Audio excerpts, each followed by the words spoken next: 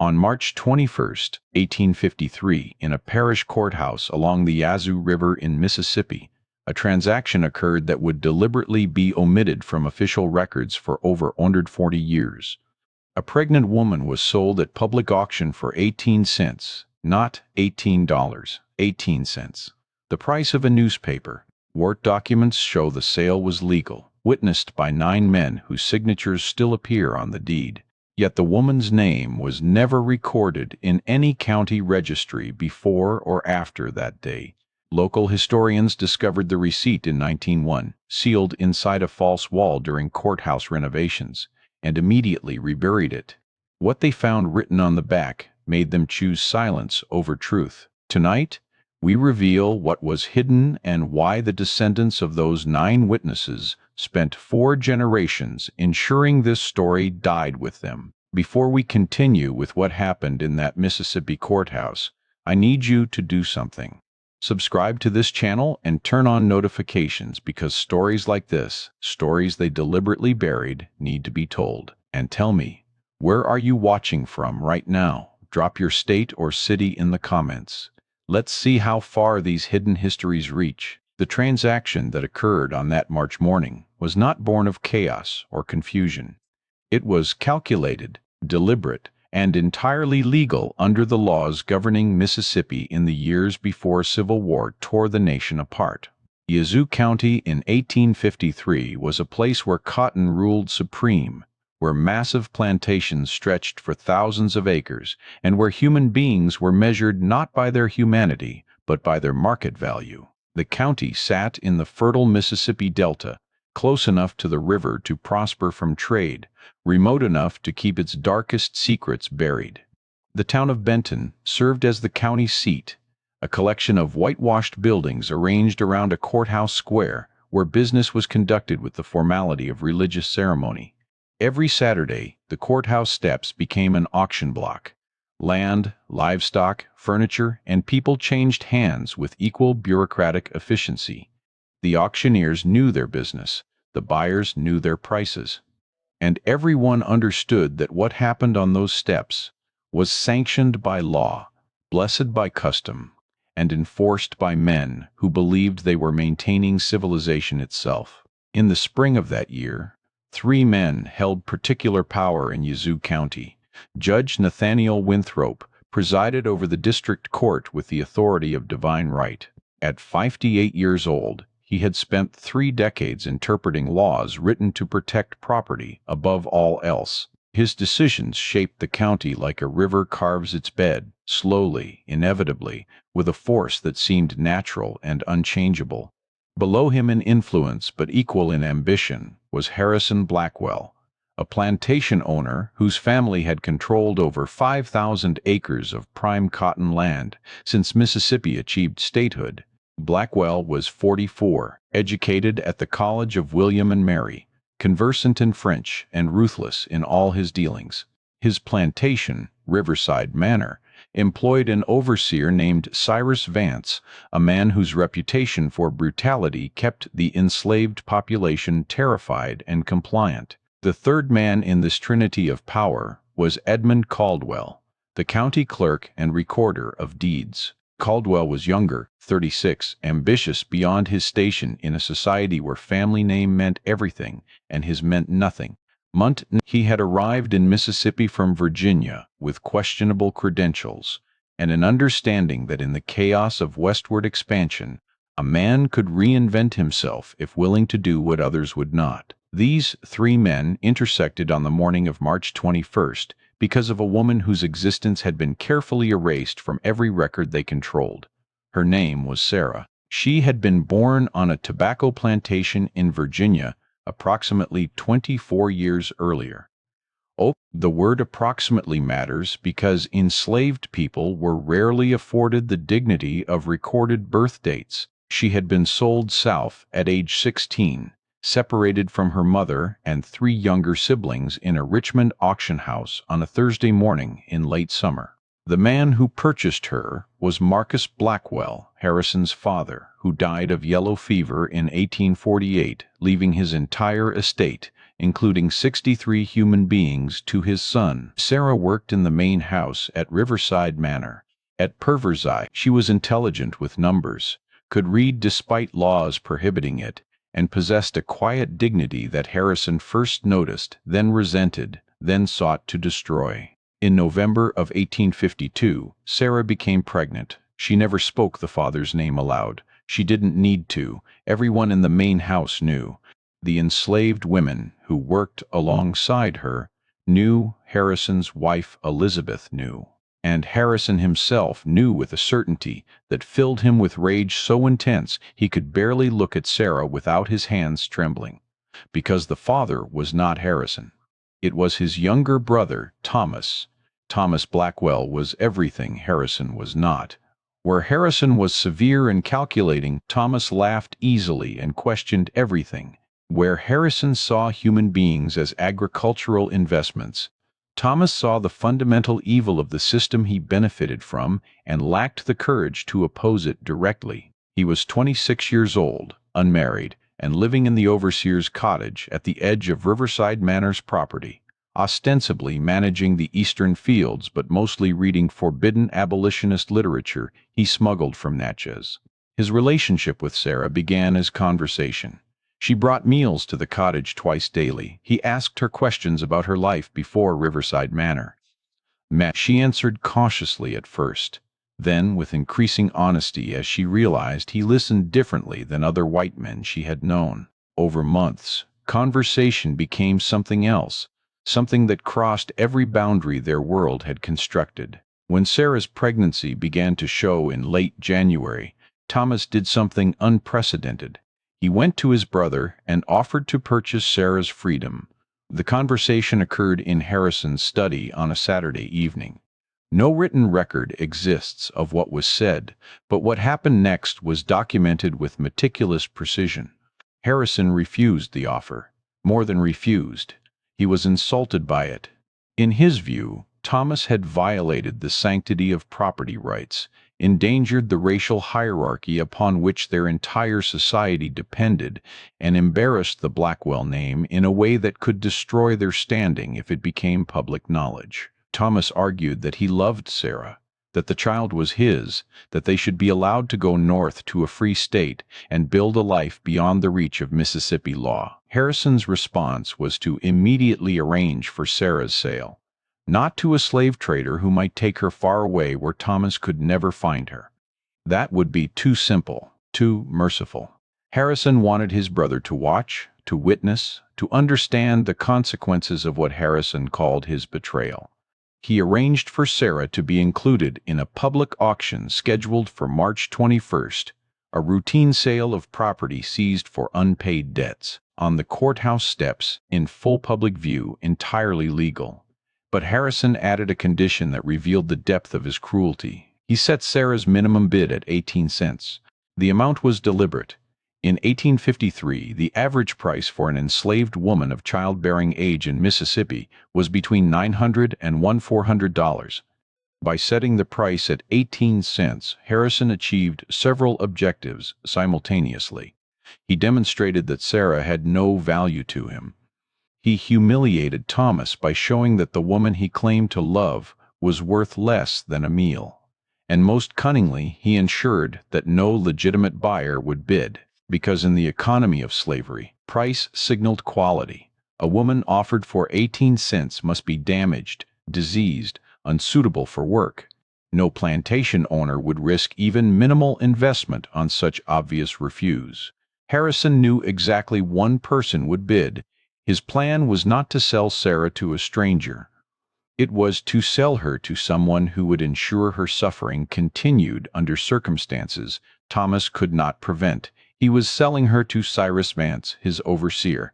The night before the auction, Thomas Blackwell disappeared. He left no note, took no horse, simply walked away from Riverside Manor sometime after midnight, and was never seen in Yazoo County again. Some said he went north to join abolition movements in Ohio. Others claimed he drowned himself in the Yazoo River, unable to live with his powerlessness. A few whispered that Harrison had him killed, and buried in the cotton fields where dozens of enslaved people were already interred in unmarked graves. The truth was simultaneously simpler and more disturbing. Thomas had gone to Judge Winthrop's home in the hours before dawn and offered him everything he owned, approximately $4,000 in inheritance and land rights, for a single favor. He wanted the judge to invalidate the sale, to declare it unlawful on some technicality, to give Thomas time to find another solution. Judge Winthrop listened to Thomas' plea with the expression of a man watching a child explain why the sky should be green instead of blue. When Thomas finished, the judge asked a single question. "Did your brother sign the proper deed of sale?" Thomas admitted he had. "Then the transaction is legal," Winthrop said. "Your sentiment does not supersede property law." "Good evening, Mr. Blackwell." Thomas left that house understanding that every institution, every law, every powerful man in the county would side with Harrison, not because they were uniquely cruel, though many were, but because allowing Thomas' sentiment to override Harrison's property rights would threaten the entire foundation of their economy. If love could supersede ownership, the system would collapse. Sarah spent her last night at Riverside Manor in the quarters, surrounded by women who braided her hair and sang songs that were older than Mississippi, older than America, songs carried from Africa in the bellies of ships. They knew they would likely never see her again. They knew what men like Cyrus Vance did to women they owned. One of the women, an elderly cook named Dinah, who had survived 48 years of bondage, pressed a small cloth bundle into Sarah's hands. Inside was a knife barely longer than Sarah's palm, wrapped in oiled cloth. "You hide this," Dinah whispered. "You hide it good. Or, when the time comes, you do what needs doing." Sarah nodded. She understood. The knife was not for self-defense. It was for mercy, for her child if things became unbearable, for herself if there was no other escape. She sewed it into the hem of her dress that night, her fingers steady despite the fear that tasted like copper in her mouth. The auction began at 10 in the morning under skies so gray they seemed to mirror the moral character of everything occurring beneath them. Approximately 50 people gathered in the courthouse square. Most were there for livestock and furniture. A few came specifically for the human merchandise.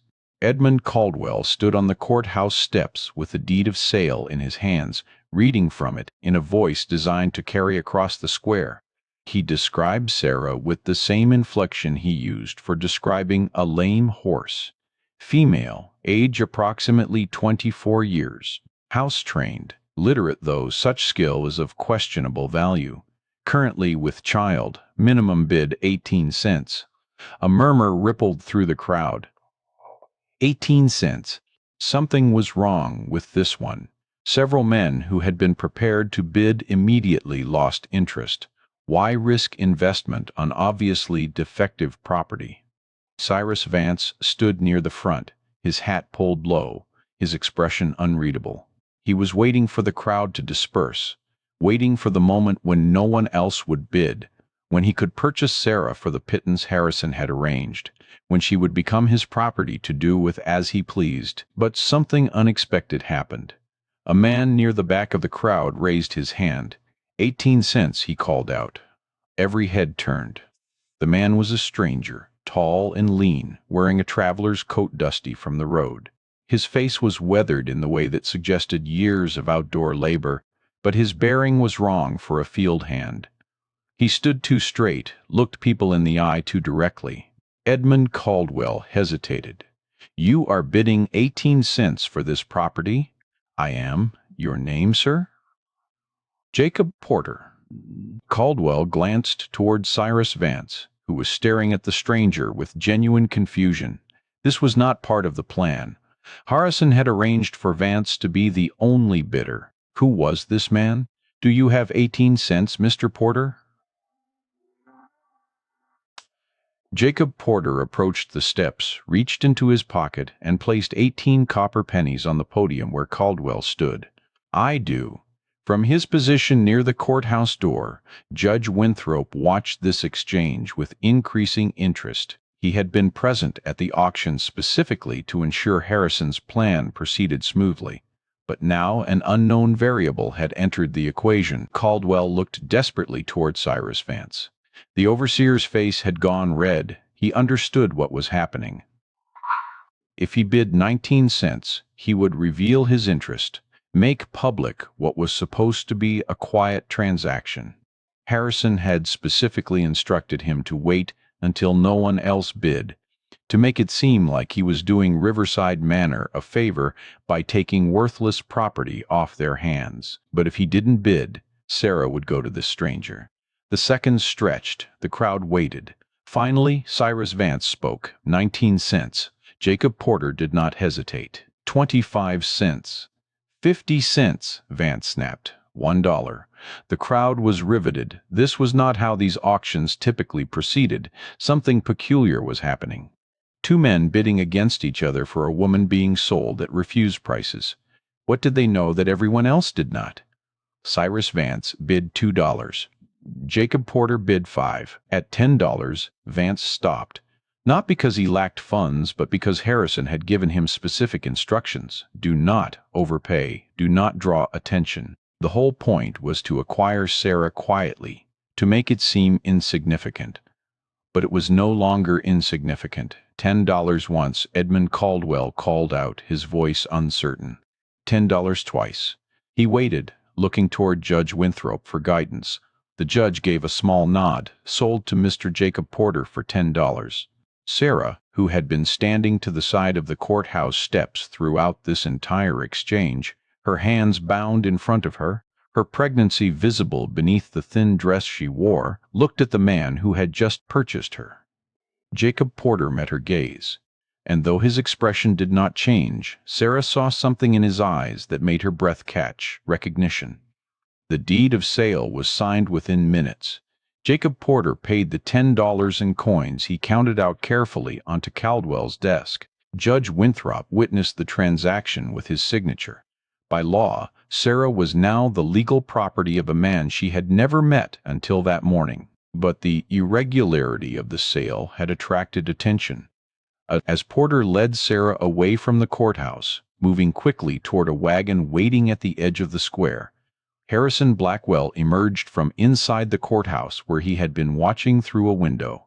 "Mr. Porter," Harrison called out. His voice was sharp, accustomed to obedience. "A moment of your time." Jacob Porter stopped. He did not release Sarah's arm. When he turned to face Harrison, his expression was carefully neutral. "Mr. Blackwell, you are not from this county. I am not. What brings you to Yazoo? Business." Harrison took a step closer. He was trying to place this man, trying to understand what had just happened. The auction was supposed to be controlled, predictable. This outcome was neither. "What sort of business?" "My own sort," Porter replied. His voice was quiet but firm. "The transaction was legal. The judge witnessed it." "Unless you have some objection to the sale?" It was a challenge phrased as a question. Harrison recognized it immediately. If he objected, he would need to provide grounds. And what grounds could he offer? That he had deliberately undervalued Sarah to humiliate his brother. That he had arranged for his overseer to purchase her for purposes Harrison preferred not to state publicly. "No objection," Harrison said slowly. "Though I am curious, what do you intend to do with property you purchased for such a price?" "That is my business, Mr. Blackwell." "Good day." Jacob Porter turned and continued toward the wagon. Sarah walked beside him, her mind racing. Nothing about this made sense. This man had bid against Cyrus Vance, had paid $10, a significant sum, for a woman being sold as refused, and when she had looked into his eyes, she had seen something that terrified her more than anything that had happened in the past 4 months. He knew who she was, not just her name, not just her situation. He knew her. They reached the wagon, a simple farm cart with a canvas cover. Porter helped her climb into the back, his touch impersonal but not rough. Then he climbed onto the driver's bench, took up the reins, and urged the horse forward. They rode in silence through Benton, past the storefronts and houses, past the church with its white steeple, past the boundary where cultivated land gave way to pine forest. Only when they were well beyond sight of the town did Jacob Porter speak. "You do not remember me." Sarah's voice was cautious. "Should I, Richmond? August 1846. You were 16 years old. I was there the day you were sold." Sarah's blood went cold. "You were at the auction." "I was." Porter kept his eyes on the road. "I was working for a man named Ephraim Dalton, a slave trader. I drove his wagons, managed his property. I watched you and your family stand on that block. I watched your mother scream when they separated you. I watched Marcus Blackwell pay $805 and lead you away. Then you are no different than the rest of them," Sarah said, her voice hard. "I was no different," Porter corrected. "I am no longer that man." He reached into his coat and withdrew a folded piece of paper. Without taking his eyes from the road, he handed it back to Sarah. "Read it." Sarah unfolded the paper with shaking hands. It was a deed of manumission, a document that, when properly executed and filed, would grant freedom to an enslaved person. The name on the document was hers. Sarah, no last name because she had never been granted one, but her description matched her age, the scar on her left forearm from a childhood burn. At the bottom of the document, unsigned, was a space for the owner's signature. Jacob Porter's signature. "I do not understand," Sarah whispered. "7 years ago, I watched your family destroyed on an auction block," Porter said. His voice was steady, but there was something beneath it, something that might have been shame or grief or both. "I told myself I was just doing a job, that I was not responsible for the system, that I was just a small part of a large machine. Then, one night in Natchez, I watched Ephraim Dalton beat a man to death over $3. I watched him do it slowly, and I realized that every person who participates, no matter how small their role, makes the machine function. So I left. I went north. I worked with people who were trying to dismantle what I had helped build." He paused, navigating the wagon around a fallen branch. 4 months ago, a man came to a meeting in Cincinnati. His name was Thomas Blackwell. He told us about a woman in Mississippi who was carrying his child. He told us his brother was going to sell her to an overseer known for brutality. He gave us the date and location of the auction. He asked if anyone could help. Sarah's hand moved instinctively to her stomach. "Thomas sent you." "He paid me," Porter said. "Not to purchase you. He paid me to bring you north to a safe house in Illinois, to a place where you and your child can be free." Sarah stared at the deed in her hands. Freedom. The word felt foreign, impossible. Impossible, a promise that had been weaponized against enslaved people for so long that she no longer trusted it. "Where is Thomas now?" she asked. Porter's silence answered before his words did.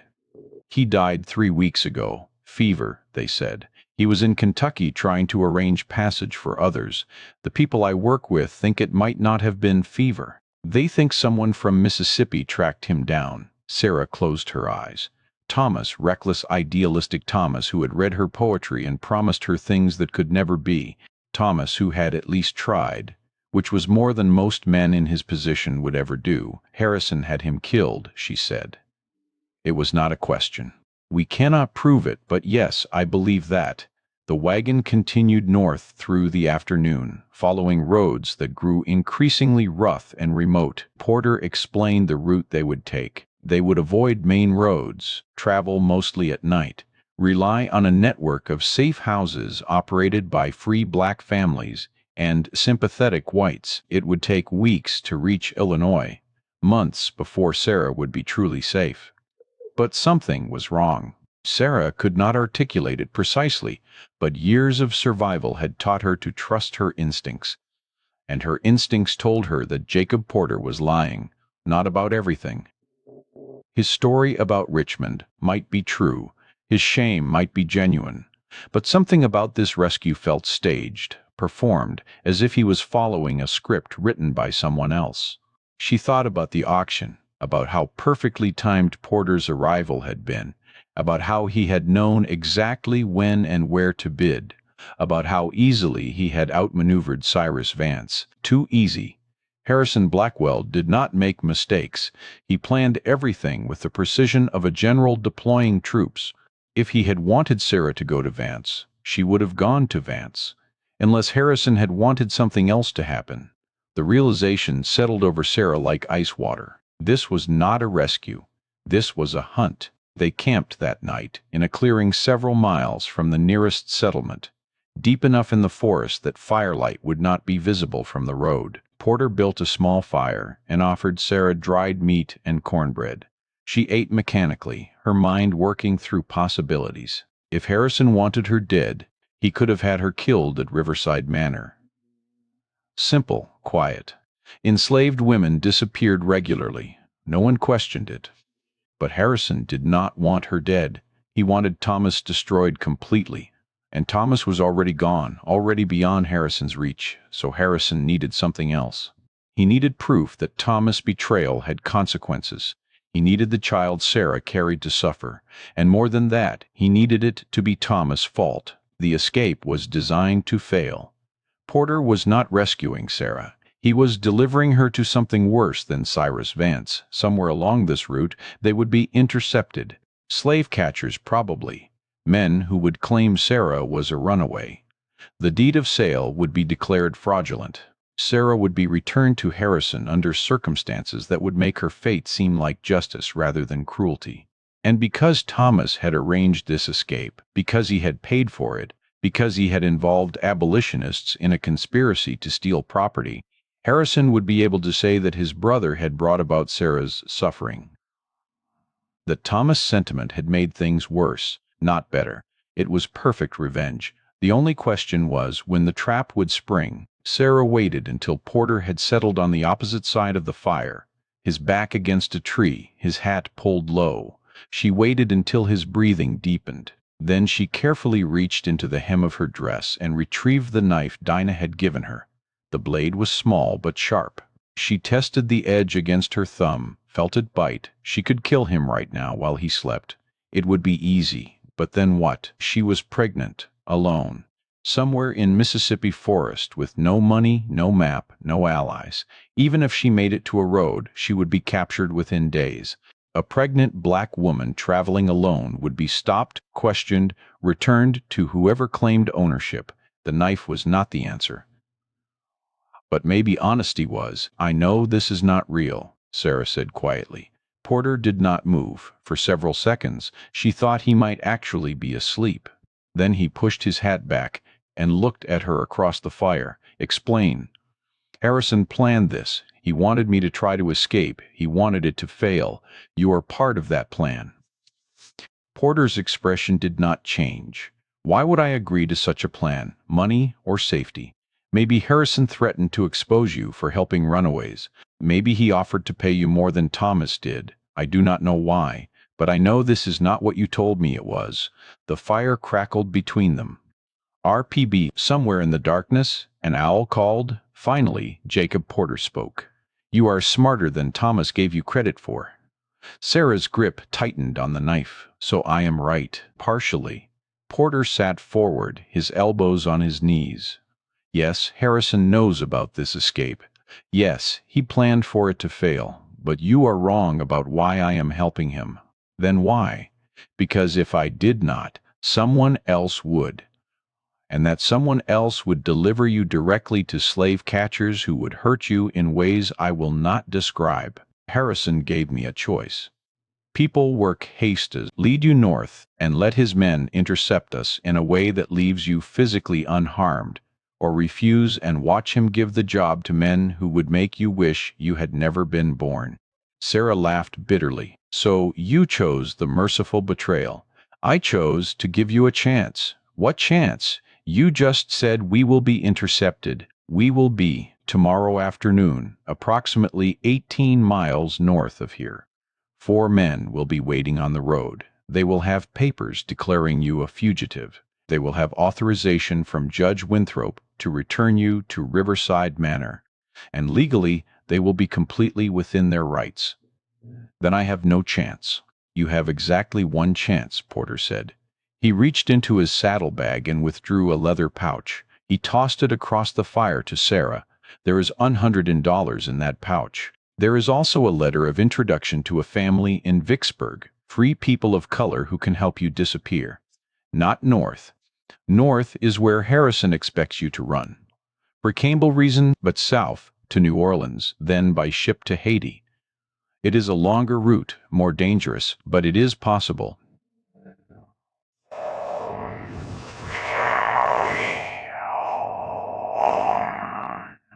Why would you do this? Because I meant what I said earlier. I am not the man I was in Richmond. And because Thomas Blackwell, whatever his faults, tried to do something decent. I will not let Harrison Blackwell turn that decency into a weapon. But you are still going to betray me. You are still going to let Harrison's men intercept us. They are going to intercept someone, Porter corrected. He stood and walked to the back of the wagon. When he returned, he was carrying a bundle of clothing, women's clothing. A dress similar to Sarah's but larger. A shawl, a bonnet. There is a settlement 9 miles south of here. Small place, mostly free black families and poor whites. There is a woman there named Ruth Chambers. She is approximately your height, your complexion, and she is dying. Consumption. She has perhaps weeks left. I spoke with her yesterday. I paid her family $60 to help us. Sarah stared at him. I do not understand. Tomorrow morning you take this money and these clothes. You walk south to the settlement. You tell the Chambers family that Jacob sent you. They will hide you until the men looking for you have passed through the area. Then they will help you get to Vicksburg. From there, you follow the letter's instructions. And you? Ruth Chambers will take your place in this wagon. She is too ill to walk more than a few steps, but she can sit upright in a bonnet and shawl. From a distance, she will look enough like you. When Harrison's men intercept us tomorrow, they will take her. By the time they realize their mistake, you will be gone. Sarah's mind reeled. Ruth will die. Ruth is already dying, and her family needs money to bury her properly, to care for her children. This way, her death serves a purpose. This is insane. This is your only chance, Porter said flatly. Harrison has men watching every route north. He has money and power and the law on his side. You cannot fight him directly. You can only disappear so completely that he cannot find you. Sarah looked down at the knife in her hand, then at the money, then at Jacob Porter, whose face was half shadowed by firelight. If I do this, if I run, Harrison will know you helped me. He will come after you. He will try, Porter agreed, but I am harder to catch than you are. And I have friends who can make me disappear too. Why? Sarah asked. The word came out broken. Why would you risk this for me? Porter was quiet for a long moment.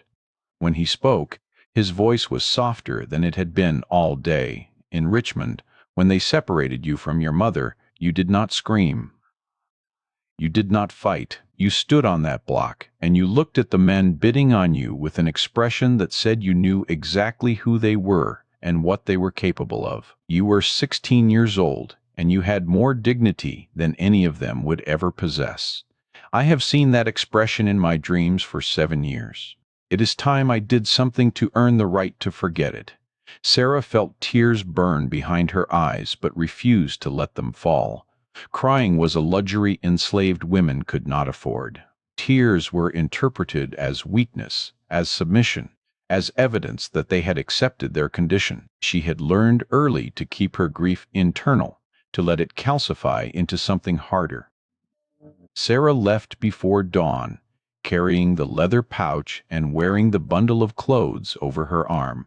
Porter watched her go, a silhouette against the gray pre-dawn light, then turned to prepare the wagon. By the time the sun rose, Ruth Chambers was sitting in the back of the wagon, wrapped in Sarah's shawl, her face hidden by the bonnet. She was so thin that the pregnancy pillow Porter had fashioned from rags and secured around her waist looked almost believable. They traveled north through the morning. Ruth did not speak. The consumption had taken most of her voice weeks ago. She simply sat, swaying with the motion of the wagon, her breathing labored. At approximately 2 in the afternoon, 4 men on horseback appeared on the road ahead. They matched Porter's description exactly.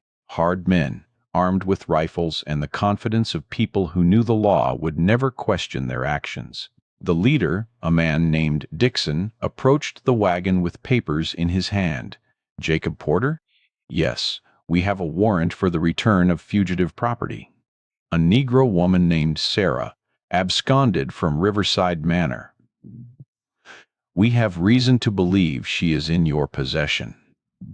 I purchased that woman legally, Porter said. I have the deed of sale. Dixon moved to the back of the wagon. He pulled aside the canvas covering. Ruth Chambers looked up at him with eyes that were fever bright and already halfway to another world. This her? Dixon asked. One of his companions rode closer, studying Ruth's face. Hard to tell with the bonnet. Make her stand up. She is ill, Porter said. I did not ask. Make her stand. Porter climbed into the back of the wagon. Gently, he helped Ruth to her feet. She swayed, nearly fell. The pregnancy pillow shifted slightly beneath the shawl. Dixon's eyes narrowed. She looks wrong. Consumption, Porter said. She caught it on the journey. I was bringing her back south because she is too ill to travel north. Convenient. Dixon grabbed Ruth's arm, pulled her toward him. The bonnet fell back. Ruth's face was gaunt, her skin grayish. She bore perhaps a passing resemblance to Sarah if you squinted and did not look too closely. But up close the differences were obvious. This is not her, Dixon said slowly. I assure you, this is the woman I purchased from the auction in Benton. You are lying. Dixon released Ruth so roughly that she collapsed back onto the wagon bed. He turned to his men. Search everything. She is here somewhere. They tore apart the wagon, ripped through supplies, checked beneath the driver's bench, examined every inch of canvas. They found nothing because there was nothing to find. Dixon stood in the road, the papers in his hand, now meaningless. He had been paid to intercept a specific woman. He had been promised it would be simple. And now he was returning to Harrison Blackwell empty-handed. Where is she? He demanded. I do not know what you are talking about, Porter said calmly. This is the woman I purchased. If she is not the woman you are looking for, that is not my concern. Dixon took a step forward. Harrison Blackwell will hear about this. I hope he does. Perhaps he will explain why he is harassing law-abiding citizens over property disputes. It was a stalemate. Dixon knew he had been outsmarted but could not prove it. If he killed Porter, he would have to explain to Judge Winthrop why he had murdered a man who appeared to be innocent. If he took Ruth, he would have to explain why he had seized a dying woman, who clearly was not the fugitive they sought. One of Dixon's men, a former slave catcher named Henry Ridley, had been studying Ruth carefully. He had participated in dozens of captures over his 12-year career. He knew how to assess human property, and everything about this situation felt wrong. We need to question her, Ridley said, gesturing to Ruth. Dixon crouched beside Ruth, who was still lying in the wagon bed where she had fallen. Her eyes were open but unfocused. Her breathing had become shallow and irregular. Where is Sarah? Dixon demanded. What did you do with her? Ruth's eyes focused on Dixon with visible effort, and then, impossibly, she smiled. Gone, she whispered. Beyond your reach, beyond Harrison Blackwell's reach. She is free. Where? I will never tell you. Ruth's smile widened, blood now visible on her teeth. You can beat me, you can torture me, but I will be dead long before you get any answers. I made sure of that.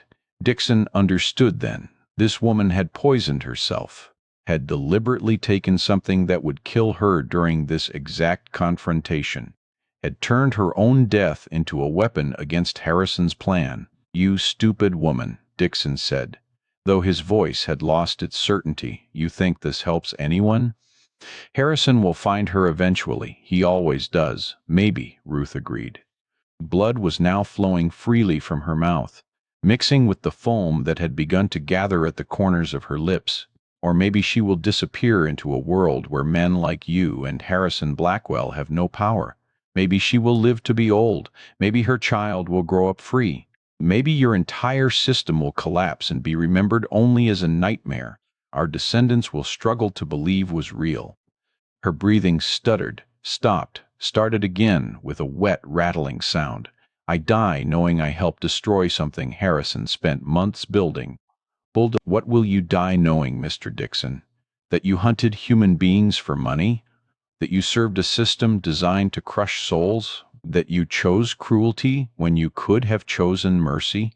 Ruth Chambers took one more breath. Then she died there in the road, with 4 slave catchers standing over her, with Jacob Porter watching from beside his torn-apart wagon, with the Mississippi sun beating down on a scene that would haunt Henry Ridley for the rest of his life. Dixon stood over Ruth's body for a full minute without speaking.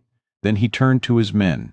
"We bury her here. We tell Harrison we intercepted the wagon, but the woman died before we could question her. We tell him Porter claims it was the woman from the auction, but we could not verify before she died.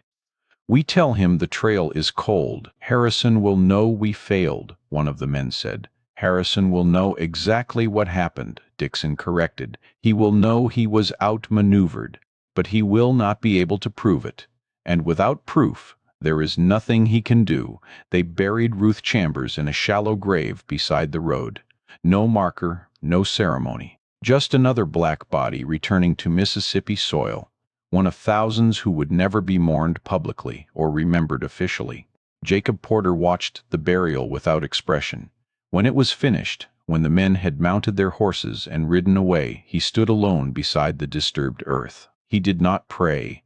He was not religious, but he spoke Ruth's name aloud 3 times, as though repetition could somehow honor what she had done. Then he continued north. As planned, he would maintain the fiction that he had been attempting to deliver Sarah to free territory. He would express confusion about why she had died. He would file a report with Judge Winthrop, claiming the property had been damaged in transit, requesting compensation for his loss. The report was denied. Judge Winthrop ruled that Porter had purchased the property in as-is condition and bore all risk. The 18-cent minimum bid was interpreted as evidence that the seller knew the property was defective. No compensation would be issued. It was, in its own perverse way, the perfect legal conclusion. Everyone had followed proper procedure. All documents had been properly filed. The law had functioned exactly as designed. And yet Harrison Blackwell's revenge had been thwarted by a dying woman and a former slave trader seeking redemption.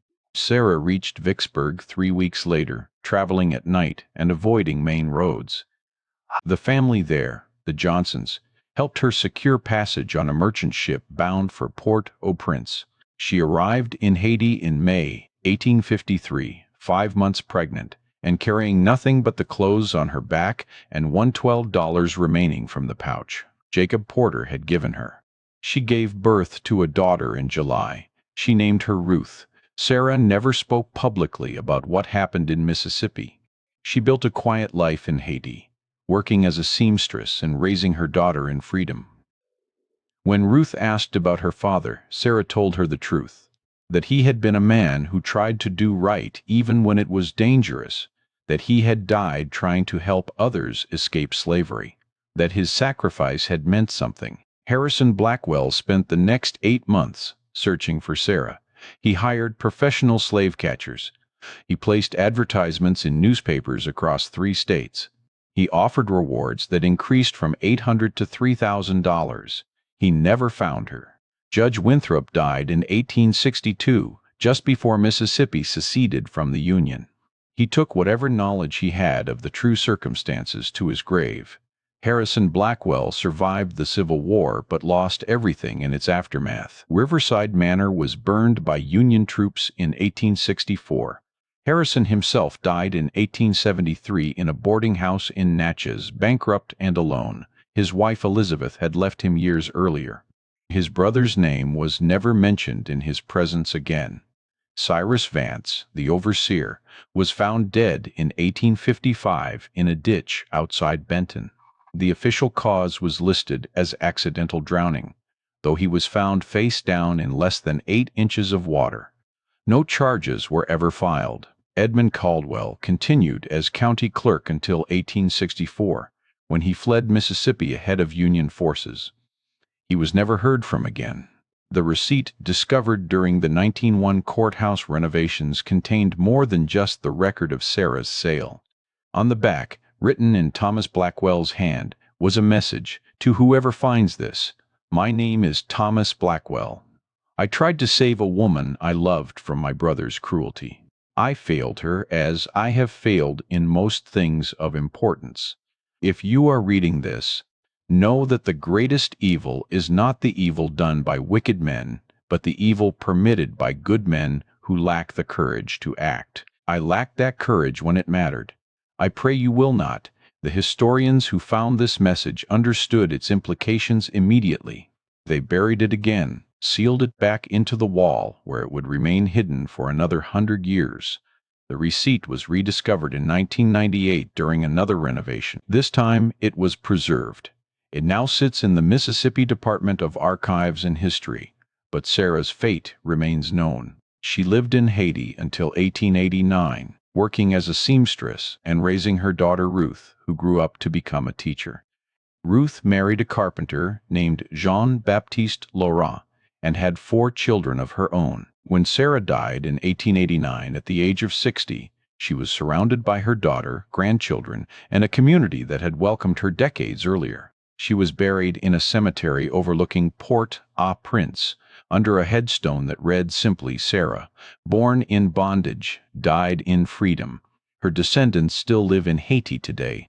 They carry her story, passed down through 4 generations, a story of courage, sacrifice, and the triumph of human will over a system designed to crush it.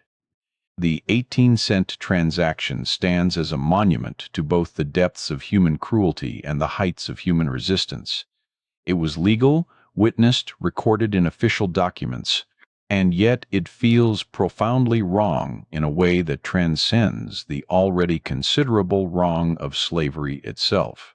The deliberate devaluation of a human life, the use of bureaucratic mechanisms to inflict cruelty, the participation of judges and clerks and ordinary citizens in a transaction designed specifically to cause suffering. Everyone involved made choices. Harrison chose revenge. Thomas chose risk, albeit too late. Jacob Porter chose redemption. Judge Winthrop chose law over mercy. Ruth Chambers chose to use her death to help a stranger. Sarah chose survival, whatever that required.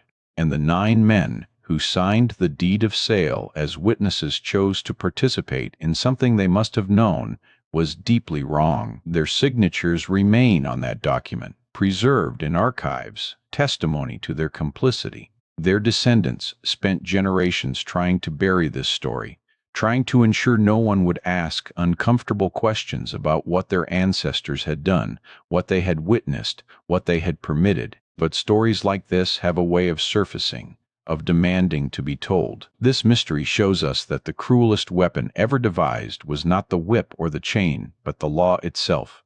The system that made horror legal, that allowed men to destroy lives with a signature and a handful of copper coins, that permitted the sale of a pregnant woman for the price of bread, not because anyone believed she was worthless, but specifically to demonstrate that worth could be assigned or revoked at will by those who held power. What do you think of this story? Do you believe Sarah survived? Do you think she made it to freedom? Or did Harrison's cruelty reach beyond death to claim her anyway? Leave your comment below. If you enjoyed this tale and want more horror stories like this, subscribe, hit the notification bell, and share with someone who loves mysteries. See you in the next video. The You Pay